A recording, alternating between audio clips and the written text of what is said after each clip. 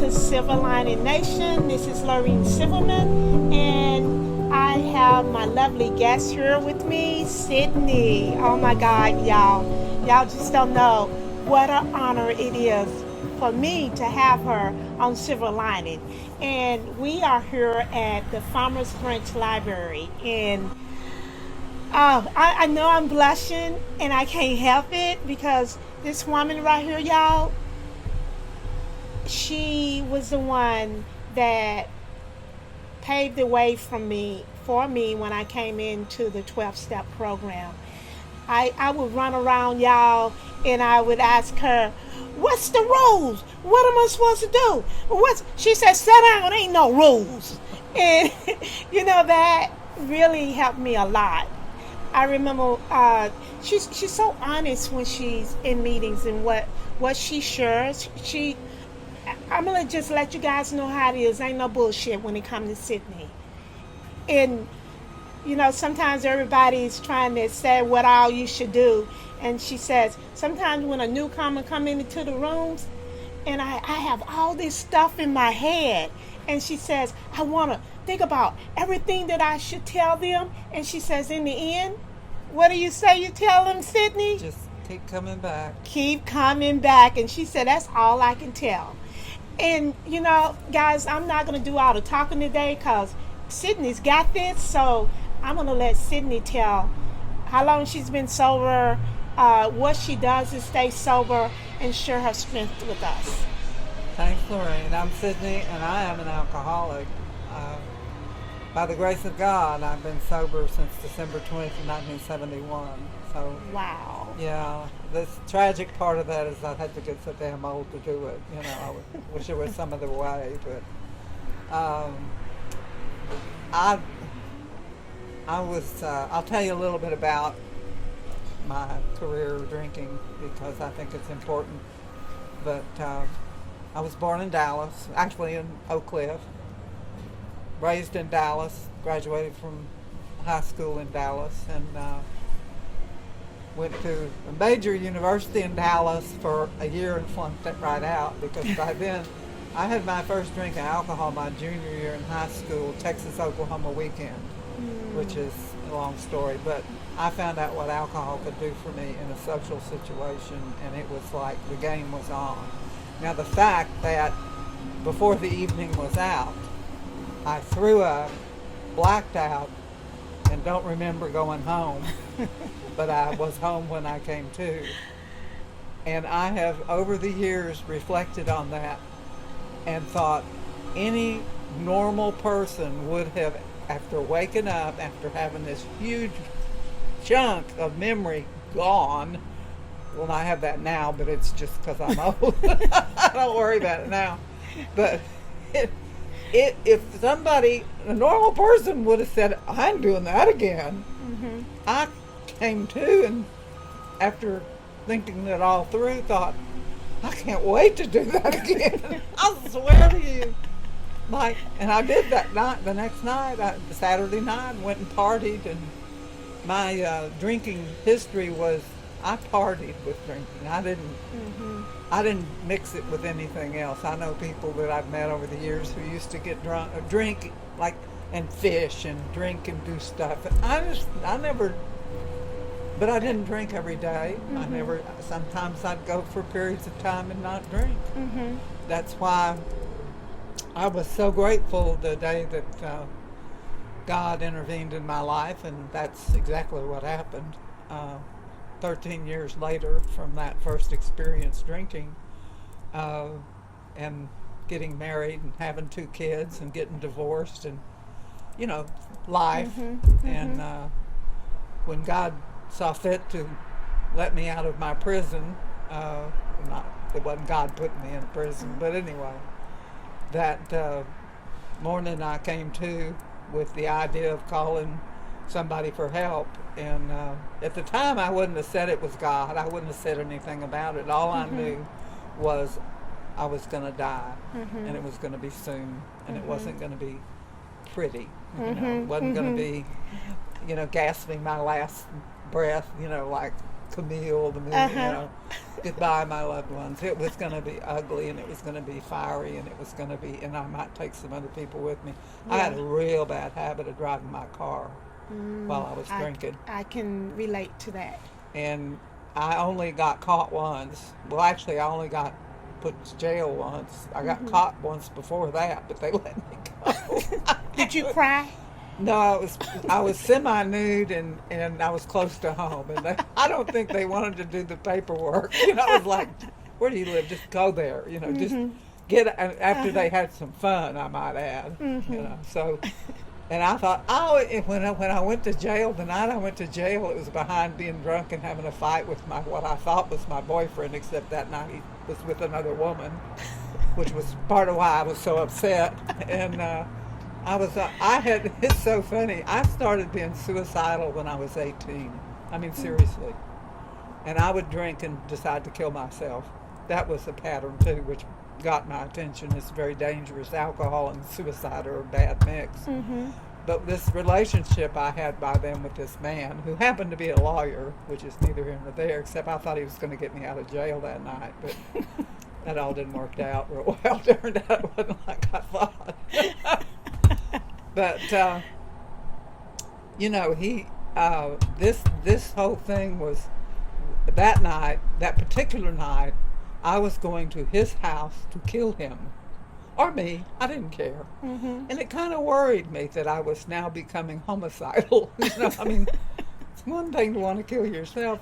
I mean, quite another to think about killing another person. Anyway, I was a real mess. And the last weekend I drank, I was with that man, and it wasn't pretty Sunday. It was not pretty. But anyway, getting in, you know, making that phone call. I came to it was a Monday morning. I came to and I saw it like a train coming down a track. I saw that I was going to die, and it was going to be soon, and it wasn't going to be pretty. And I really didn't want to die drunk. I still don't want to die drunk. I don't either. I mean, I always wondered for a long time what that meant. You know, it's like, where did that come from? Because that's not something that I would have thought up to be important in my life. And I finally decided, this is by me. It has nothing to do with anything. Everything practically I'll say is my opinion. You know, but a lot of it's based on my experience and observation. Okay. And knowing a lot of other people who've tried a lot of stuff, and I've gotten to see, that probably doesn't work. Like drinking again. Bad idea. I was real lucky when I got sober, by the way, that the definition of what an alcoholic was, that they gave me, it had nothing to do, I guess if I had an idea back then of what an alcoholic was, be somebody living under a bridge and drinking out of a paper bag. But I lived in a nice little brick house in Richardson, Texas. You know, was divorced, had custody of my 2 children, had a car, had a job, was 28 years old. I mean, this is not, alcoholism. But they told me it wasn't how much I drank or how often I drank. It's what happens when I drink. Yes. And also, but the one that really got me was, if after the first drink you cannot guarantee your behavior. That was the one, because I knew that was true. I knew it. It had happened many times where I was just going to have a drink. And I was at home, and I wasn't in my car. I'd have a drink and party, I'm very allergic to alcohol, as it turns out. I mean, I think extremely allergic. And that's what it is. It's an allergy. But, if you ate strawberries and broke out in great big purple welts, you just wouldn't eat strawberries, would you? But it's alcohol, come on. It's different. And I was told by one psychiatrist that I was allergic to alcohol. What does that mean? It's like, oh, thank you for telling me. I just continued to, I didn't want to know what it meant. But, that whole, turns out that denial thing that we talk about. Yes. Extends into my life. It isn't just about the drinking. It's there everywhere. Yes. Don't you think? Mm-hmm. Denial. Yes. But Yes. how do you know you're in denial when you're in denial? I mean, really, seriously. Yeah. That's It's impossible to know. Yeah. You know, So- my favorite one. You talk about being suicidal, and you sure that you want to protect your face. Oh, my funeral, going to my own funeral. That was Yes. talk about living in fantasy. You know, we talk about that a lot, or I have learned that I was in full flight from reality, but I didn't realize that, you know, but I used to lay in bed at night and fantasize about my funeral because that was what I was, you know, looking for. Mm-hmm. And everyone knows that in order to have the casket open, you can't damage your face. Mm-hmm. And the casket must be open, or else you can't see them as they file by your coffin, you know, and express their great sadness over treating you so bad in life. And For me. well, victim. which made, you know, killing myself got, you know, it was like, sometimes I would find myself crouched behind a mailbox with the idea of throwing myself in front of oncoming traffic. Well, I wasn't much of a planner, you know. But it just occurred to me not very long ago, perhaps I could have used a helmet. but I never planned these things. So anyway, but I mean, that stuff used to be my reality. That sustained me somehow. That made me feel better to have the little play in my head. You Yes. know? And the things that go on in our heads. The problem of the alcoholic centers in the mind, not the body. Is that not true? Yes. And it's about a lot of stuff, isn't it? Yeah. It took a while for me to understand that. It's so amazing. You know, I can come into the 12-step program and listen to you guys, but it's amazing when I get it. I don't get it immediately. But when that light bulb goes off and it's like, oh, that's what they're talking about. That's what they're meaning. It's like hindsight is 20/20, and you don't usually see and it's so funny how, like you say, something somebody couldn't say in a meeting will just trigger. Well, that's what's so funny though. Sometimes somebody will just say some random thing, but in your mind, it's like a tumbler on a safe, and it connects. It connects to this and that and that. And you'll have this huge awareness of something, and you'll think, wow. And then you try to explain it to someone. Yes. They just look at you like you're crazy. It's like, yes. But, you know, and they just go, oh, that's real interesting. Thank you for sharing. Yeah. You know, move along. Exactly. I mean, I've gotten so many, they call them golden nuggets from you. Oh. And it's amazing that how much you've helped me. One of the main ones you say is you got to write stuff down. You said, I've come into meetings and I've shared some bad things that's been going on with me, and I come back a couple of days later, and what do you say? Well, I've had this happen, I don't know how much, more than I care to admit, where I'd be in a meeting squalling and bawling about something in my life, and then a week later come back and somebody said, well, how'd that thing work out with you? And you go, what thing? I mean, and it was so freaking important that last week you were having a nervous breakdown over it, and a week later you can't even remember what it was. Really? I mean, so if you don't bother to write it down, yes, there it is. You'll lose it. You won't remember it. It says about drinking again, you know, that if we are skimp on it, it says we just didn't clean house good enough.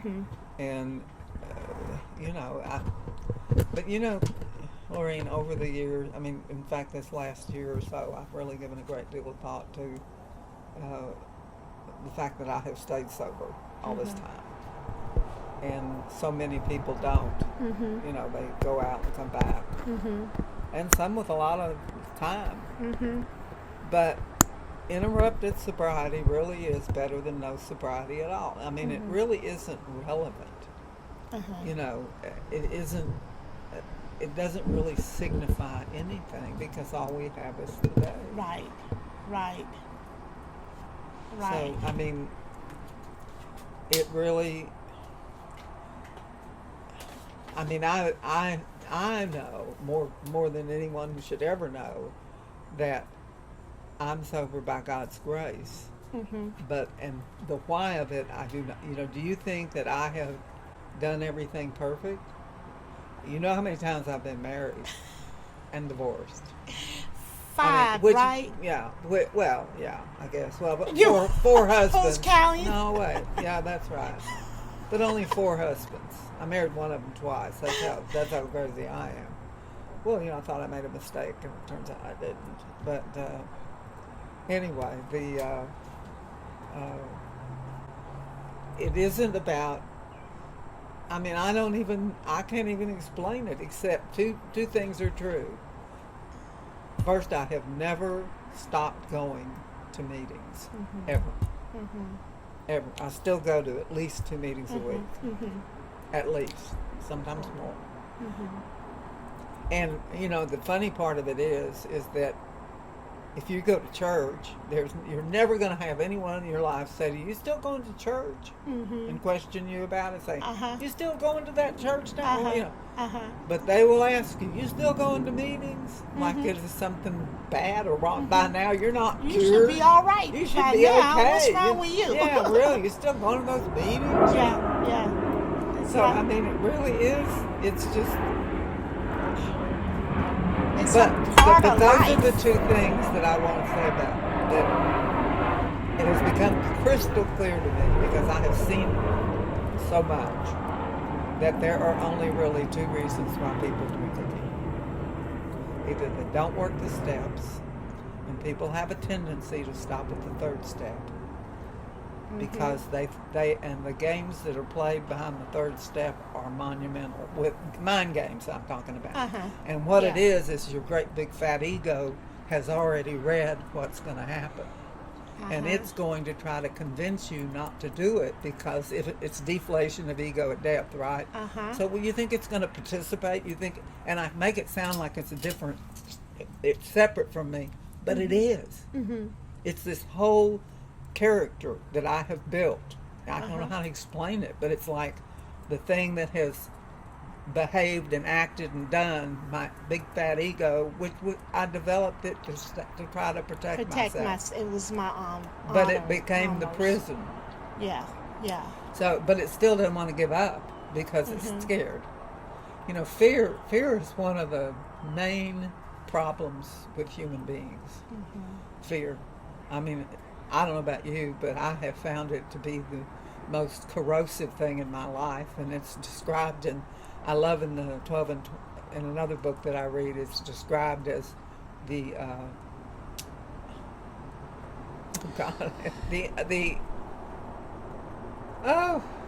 this is what happens to We can you. cut this out. Oh, good. Thank you very much. Because Take a moment and think I about mean, it. I can't think. Termite. It's described as the termite of our soul. So, termite. You know, have That's you ever so seen gross. a termite? But have you ever seen how tiny they Yes. are? And okay, I'll tell you a short story with you about termites. And this is, I bought an old house in Richardson years ago. And after I'd been there a while, in my bedroom, the wall started developing all these little cracks. Little tiny little cracks all over this wall. So I called a guy to come out and look at it. So he just stood there for a minute and looked at it, and he said, "You got termites." And I said, "What are you talking about?" He said, "You got termites." Now I knew that there had been termites in the house, but it had been treated and they were gone. But he said, "Yeah, they get in your wall, and they don't eat paint, and they don't eat the sheetrock, but there's a layer of paper that's on the sheetrock. They eat the paper."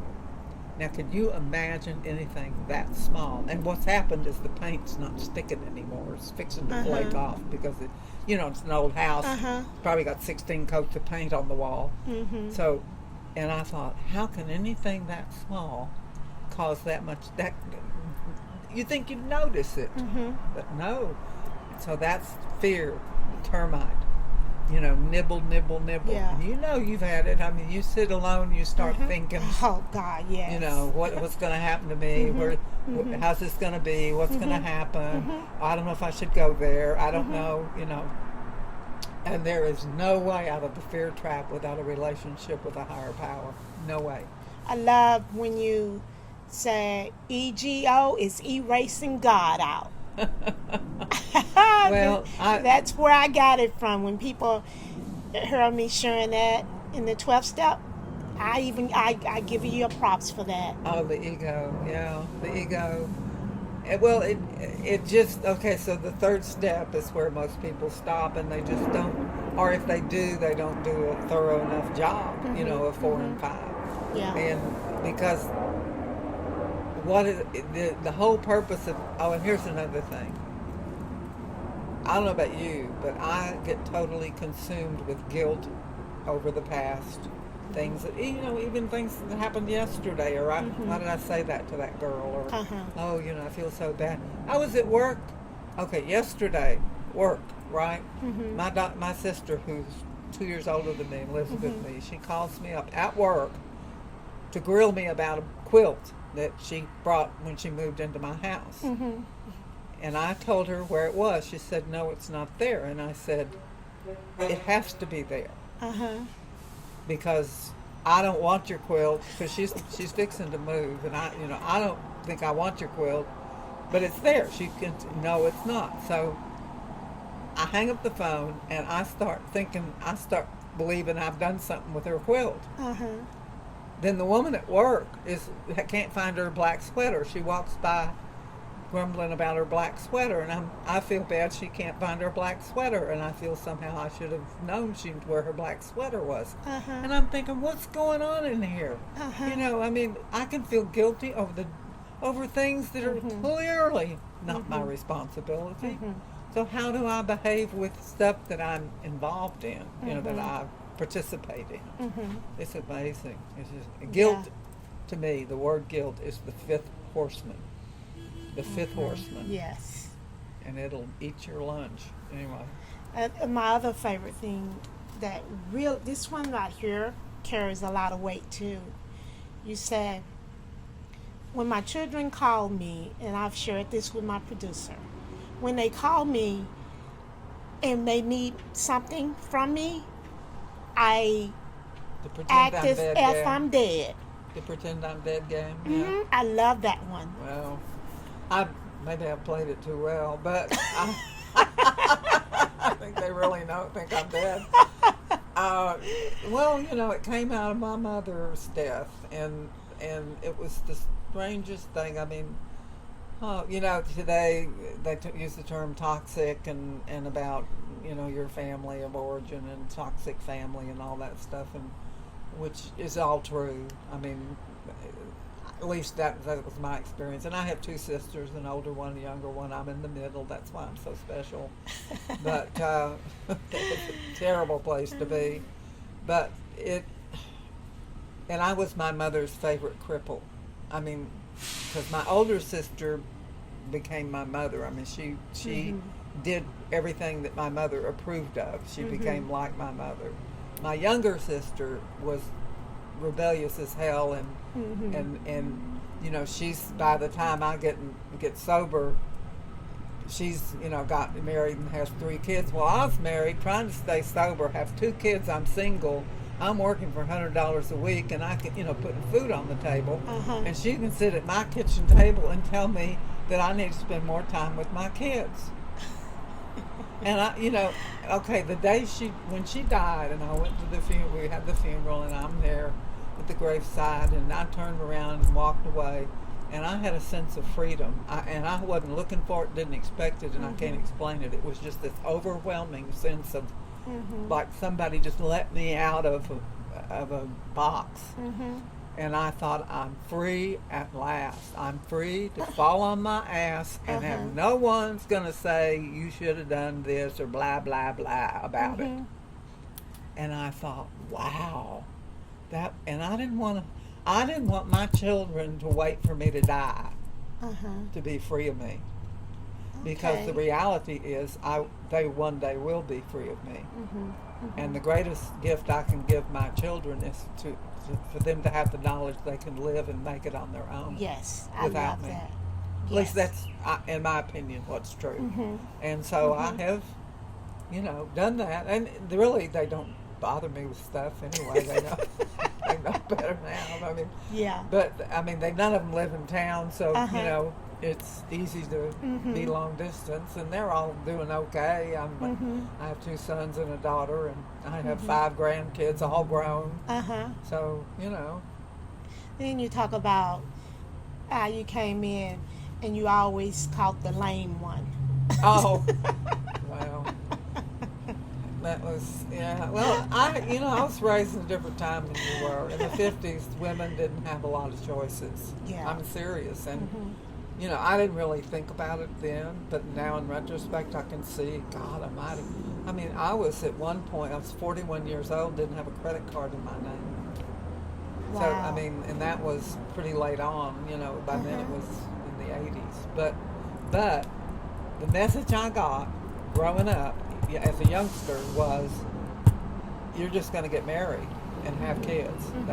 That's what you do. And I didn't rebel at that idea particularly. But nobody gave me any other idea about doing, I'm just going to get married to this magical man who in my little beanie brain was going to fix me. Big problem right there. I mean, I was just an accident looking for a place to happen, you know what I'm saying? Because I know in retrospect, I was already in trouble before I picked up my first drink. I was set up for it, I was set up for that feeling of peace, of it at one, being, okay.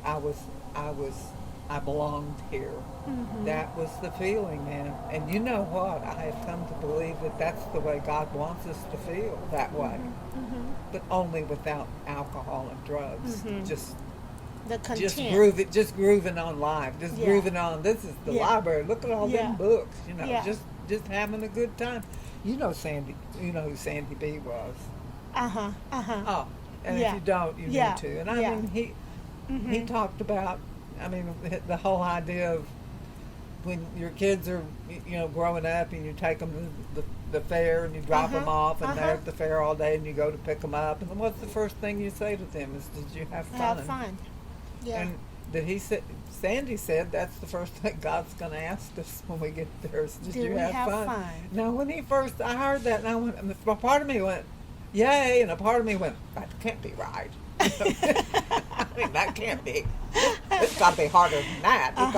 You got to be serious and do stuff, have a job and this. He's not interested in whether I have fun. Well, you do, but you can have fun doing it, I mean, it's like, it's like, and I work. I don't love what I do, but I enjoy the people. I mean, I like being out in the world and, being able to. It's getting to be a problem. I get to. Yeah. Yeah, that's what I've learned. I get to do these things. Yeah. Because once drug and alcohol takes a hold of me, I don't get to do anything. Neither do I want to do anything. It takes away all my desires, all my hopes, all my dreams, and it robs you.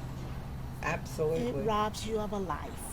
Well, people are so much smarter today. It always makes you wonder why people are still doing it, but drinking and drugging and doing all that stuff. But it's the subtle, it's cunning, baffling, and powerful. It really is. And we're powerless. We really are personally powerless without a relationship with a higher power. I don't know. I don't think you can beat the system. I don't think you can, and whatever you call it. I say the word God because it's convenient. But it's not God of any church. It's not God of any religion. It's not. It's just this force. Yes. This. You gotta believe in something. I know it exists. I know it does. I mean, there are times I don't act like it, but I know. I know it does. And you can tell how much you know about it by how you treat other people. It's real easy. How do you treat other? And I've been having a real problem lately with my sister lives with me, and her health is bad, and I've been, and she's, anyway, I can't talk about that right now. But anyway, how do you treat other people? Because we're all God's kids. We are, and we're just part of the human race. I see this in the 12-step rooms a lot. People come in, and I mention this on my podcast a lot because I feel it's really important to be said. When people just keep coming back, and it's like you got to put some elbow grease in it, in order for it to work. I can't, whine and say, it ain't working. And we can be in a 12-step room meeting, and everybody's done their little thing and made everybody feel real good. And this one right here, you know what you say? Well, some of y'all just gonna die. And it's real. Because you're not trying to sugarcoat it. Because what's being said a lot is, you can come back. Don't worry about it. You planted that seed for me to let me know I might not make it back. That's true. So I like that you are the one that's able to, you say it out. You say it out loud. It's true. I mean, I think, and I've thought about this a lot over the years, it's actually the very height of alcoholic arrogance to believe that you can sober yourself back up. That if you it's a gift. Okay, sobriety's a gift, but have you ever tried to give someone a gift who won't take it? Yeah. It's impossible. Yes. I mean, I could have this beautiful package, all beautiful wrapped, and and it has something really wonderful inside. And I can try to give, but you must receive. And that, you can't make some, but that's okay. Not everybody's going to make it. Right. And it's okay. We're all going to die. We're all going to die of something. So I just don't want it to be me with alcohol. I mean, I'd really rather not have that trip. But and the people, chronic relapsers, I mean, my heart goes out to those folks because what a horrible feeling. Yes. To know in your core that you need to not do this anymore, you can't stop doing it. Yeah, it is. I don't think I was ever physically addicted to alcohol. I don't think I ever had a daily craving. Because I didn't drink, and I could not drink. I mean, if the occasion was that somebody was going to limit me to how much I drank, I could just not drink. Yeah. Because I'd wait till later, and then I'd, till everyone was gone, or till I got somewhere where I could just drink, And I didn't I didn't plan those things. They just happened, just at some level. It's like having blackouts when I drank. I didn't know what they were, but I knew enough not to tell anyone that I was having them. I never told anyone that I had a blackout, ever. I didn't know what they were. I didn't either, but I knew not. I didn't tell anyone. And when the first time I heard about blackouts was after I got sober, and I went, "Oh, I do that." Oh, that was my and reaction. We could talk about them. Yeah, I had to lean over to my friend and I said, "Is that what they call them, blackout?" She said, "Yeah," and I said, "I do those." Has a name. I do know that happens to me. I thought I was just passing out going to sleep because I'm tired, right? Oh, yeah. Well, see, I've joked about that because I never drank in the daytime. I never did. I just didn't, because I had a routine. It was usually, I was going out, so I'd get ready and get all dolled up. And I knew exactly I bet you was something else. And I knew exactly when to have that first drink. I mean, and I didn't know I knew that, but I knew that, it was like intuitive. And it was so funny. And I always think, and I'd have that one last look at of course we use a lot of hairspray and, hair and all this. And for years, the smell of hairspray would just almost make me want to drink. because I always, it was in the air, and I'd have my first drink at the same time. Once I was ready, had my lashes on, wore a fake hairpiece then, had it all, I was all done up. And the funny part of it is, the rest of the night, no matter, when I go in the restroom and look in the mirror, no matter what the mirror said, I still saw the last thing I had seen. And I can promise you, at some point, it wasn't looking so good. I just go, oh my word. You still saw you the way you first put that makeup on and everything. I just saw, the eyelashes be all up this way, and I just thinking, looking good, girl. Go out there and get a man. You're doing good. You said, with that man, you used to say, I always caught the lame one. Oh, well. That couldn't run fast. Well, I got kind of astray about that, about the concept that I had to have a man. Now, here's the thing. Okay, I have tried to, I have the need for a man, which is a need, not a want. It's a need for me. It felt like that.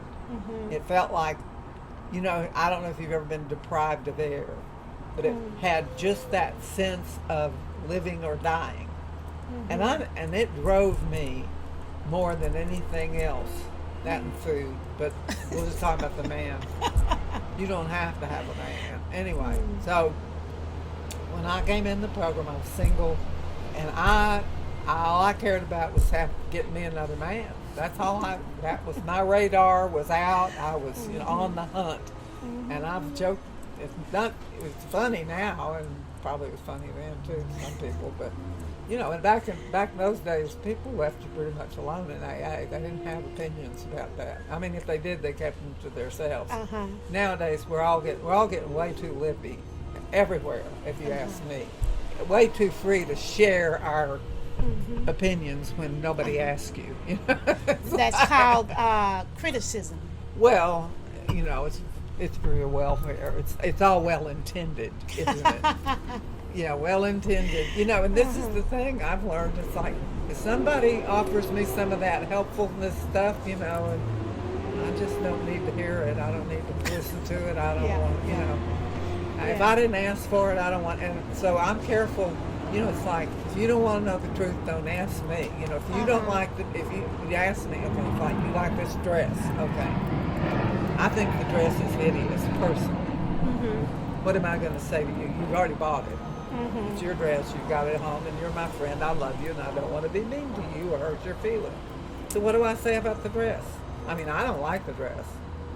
I mean, you know what I'm saying? To be honest. So what do I say? Personally, it's not a dress I would care for myself, but it looks great on you. I mean, I guess that's a good way to say it. I don't know. But what is honest anyway? But and what is true? What is the truth? What is the truth? It's my idea, but it don't have to match yours. But also, why do you need to ask me what I think about your dress? Why isn't it because enough I'm not that confident your in dress? myself. Yeah. So I need to get your. Right. That's why I wear any damn thing. I don't care. Well, I mean, it's true, but isn't it a freedom to just please yourself? Yeah, I'm happy with it. You might not wear it, but I wear it. Well, but then, somebody goes, I don't like that. It's like, say dirty words to them. I mean, it really... I think when people say, I wouldn't wear that, and I think, well, if I were you, I wouldn't either. That's just what I think. Yeah. So that's that ego. Yeah. Well, but I don't know. I mean, to learn to be your own person is a hard thing to do, and that ego's always kicking in and it's causing trouble and not, Yeah. It you can keep it, and it's alive. I mean, it's not going to ever totally die because it can't. I mean, I think it can't totally die, but you can quit listening to it. You can learn its voice. You can learn which voice it is. It's like, that's what we give them the names. Yeah. So, but I was rather predatory about men. I mean, men take a bad rap about chasing women and 13 stepping them and all that. And I thought, women have a responsibility in that. I mean, they're not victims. They're not all innocent. Well, I mean, it's like, hello. Yeah. So I it was like Wild Kingdom with me. It was like if you ever watch Wild Kingdom on TV, and they're in the Africa in the jungle, and there's a little herd of whatevers, gazelles, and they're just drinking water, and they're just, minding their own damn business. And in the woods is the tiger lady, the lioness, and she's looking because she's hungry, and she comes out of it. And the minute they get her scent, they turn. It's amazing when you see them in almost in total, just like one thing they move.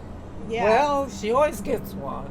And what one does she get? It was the lame one, the one that couldn't run so fast, the sick one. Mm-hmm. But anyway, it's a meal. You know what I'm saying? we had a word for it when I was in high school. It's called "It's a Ride into Town." Anyway, so I captured husband number 2 when I was sober a year and a half. And wow. It turned out he said he had 3 years if you don't count smoking dope, which I guess he didn't count it, but turned out it explained a lot of his behavior. Yeah, but we stayed married 2.5 years. That was all I could take, and part of that was now I'm sober and I'm responsible. I know what I'm doing. I married this guy, and I went to AA to stay married. That nearly killed me. Mm-hmm. That nearly killed me. That idea nearly killed me because it was pride. It was just pride. Yeah. Because I should have run him off after we got home from the honeymoon. Because I mean, seriously, have you ever heard the term "the honeymoon's over"? I experienced that. Oh, wow. We had a great honeymoon. We went to Eureka Springs, and it was great. Yeah, it was fun. We get home, and I mean, he didn't even have a job. I mean, it's not fun. Anyway, poor Michael. But 2.5 years later, 10 years later, when he and I ran across one another, I saw him after a long time had passed, and we had a nice visit, and we talked, and he thanked me for divorcing him finally.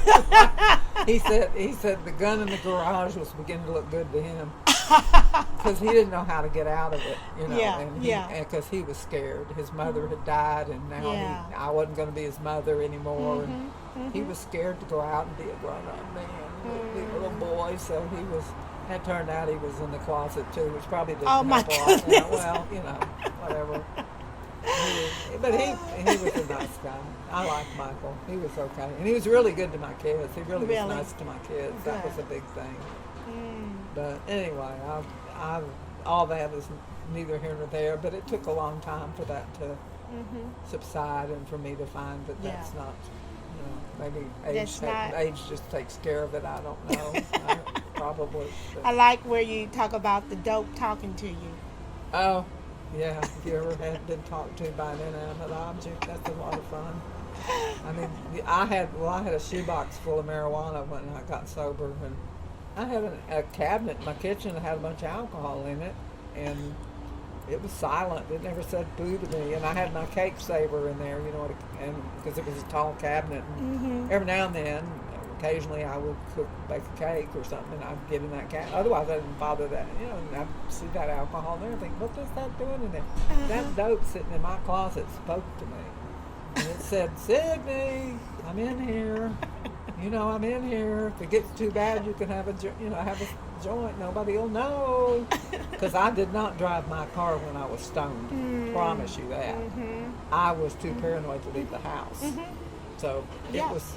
But being raised again in the 50s, I had a very great fear of becoming an addict, a drug addict. We all knew they were bad people, and they were hard. They were like swamp people. Anyway, they were bad. So I had a real fear of that, and I found myself smoking marijuana every night, and telling myself, well, I won't do it tomorrow because, I had a bad day, and so I won't do it tomorrow. Well, I actually noticed that, and at some point it alarmed me, so I quit. So I started drinking, and stopped smoking it, but I still had it in my house, So I flushed it down the toilet. And I was by then a member of this real tacky little young people's group that we met at Lake Whitney every 3 months. Those were the days, man. That was so much fun. I mean, that is such a, people just don't know how much fun that was. Anyway, and so I have probably shared it in the meeting. There were several people who went, "You did what?" You know, they would have liked it. Well, a lot of them were still doing that marijuana maintenance stuff. And it didn't work for anyone that I know of. And during that group, they didn't stay sober. A lot of them didn't because they were, you know, playing with the drugs. And, you know, we all have our drug of choice, the one that we really like, but we'll do other drugs. So. Oh, yeah, it's the main one. Well, you've been around in this program a long time.